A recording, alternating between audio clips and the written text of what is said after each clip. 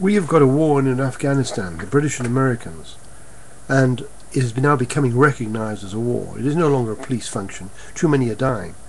Today and yesterday, the 5th of November, 5 British troops were killed.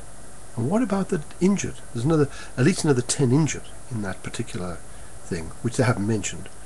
And now the 15 Americans that were killed, sorry, the 13, not the 15, the 13 Americans that were killed, there's at least 5, actually they said there's 30 injured, that's right, 30 injured. That's a lot of people for a war, for something that's not a war. That's in one day, or 2 days, the 5th of November and the 6th of November. Now the Israelis are facing up to a far greater situation, and there's no sympathy for them.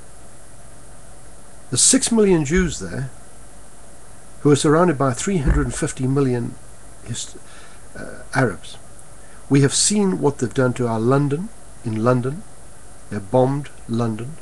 They also did it up in Scotland, where they bombed the airport. And these are not poor people. These emanate from Britain. Now we've got it in America, and we saw what happened to the Twin Towers. We have seen so much of this. We saw the coal. We saw the barracks in Lebanon. We have seen the embassies in Africa being blown up, and hundreds killed, hundreds damaged and injured. How long can the world carry on like this? The seas are being occupied by pirates, and although we've got all the gunboats there, we can't seem to do anything about it. Shortly the whole of Africa will be following the same course, and other areas as well.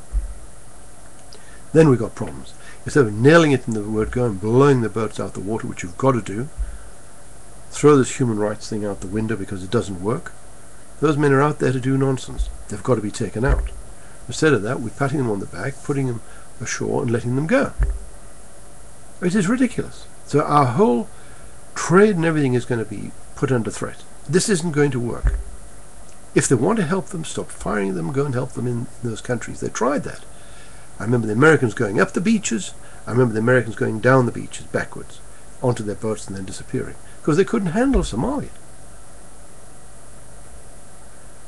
We have got a problem. The Middle East is sliding into war, and we're not doing anything about it. We're blaming Israel. There's 2 fighters in this thing. We've got Iran. Remember, I've been around for 66 years. I never heard Israel in my life threaten Iran once. Not once. Never. But now Iran has been threatening Israel every 6 months for the last 2, 3, 4, 5 years. And finally Israel said, well, that's enough. We're going to take you out if this continues. We've got to take you out. But she's a very small nation. And I must tell you that it's the West that's going to do it, because the same rockets that Korea's got that can shoot clear across Japan to west coast of America, and if you take your hand and put that on the map, take that span from there to there, that's what it is. You take it on the map and put it onto Iran, take the same span and see what it hits. It hits Newfoundland on my globe in the lounge.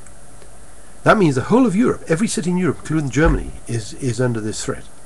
And Germans won't allow that. Of course they won't. Why should we allow that? What for?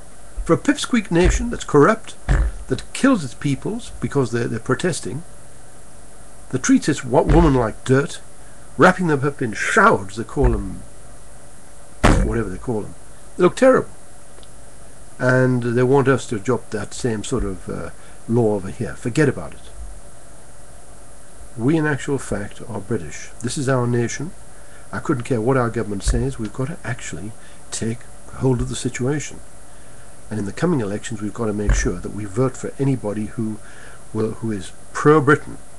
Not pro-Europe, not pro-anything else, pro-Britain, so we can start getting control of this nation again and trading with the world and get thrown out all these rules, 200,000 of them, which this nightmare, corrupt nightmare, 95% of the budget is missing. That's what we've got to get out of. 95%, and we're sending them 14 billion a year. That's 40 million a day.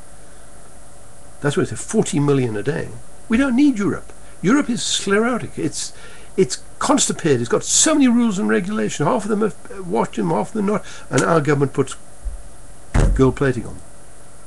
Of got to get out of it. We've got to get ourselves as free enterprise, and we've got to reduce taxes.